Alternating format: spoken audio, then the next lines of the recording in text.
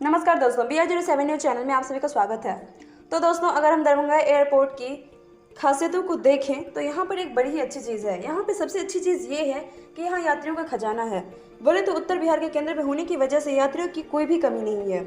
साथ ही इसी से मिलता जुलता दरभंगा एयरपोर्ट पर समस्याओं की भी कोई कमी नहीं है और इन्हीं में से एक समस्या नीलगाय की है। दरभंगा एयरपोर्ट के आसपास जंगलों में 200 से 250 तक नीलगाय रहती है और इसी वजह से यहाँ पे कई बार यह आशंका व्यक्त की गई है कि यह वजह से यहाँ पे कोई बड़ी दुर्घटना भी हो सकती है।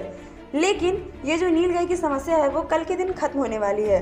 दरभंगा के डीएम ने वन विभाग के अधिकारियों के साथ एयरपोर्ट का दौरा किया और उन्होंने बताया है कि 15 मई से पहले दरभंगा एयरपोर्ट के आसपास जितनी भी नीलगाय है उन्हें हटा लिया जाएगा और इसके लिए बहुत जल्द टेंडर निकाल के इस पूरी प्रक्रिया को 15 मई तक खत्म कर दिया जाएगा, जिसके बाद नीलगाय से पूरी तरह सुरक्षित होगा अपना दरभंगा एयरपोर्ट। तो दोस्तों, आपकी क्या राय है इस बारे में कमेंट करके ज़रूर बताएं। साथ ही प्रेस करें बेल आइकन और लाइक से सब्सक्राइब जरूर।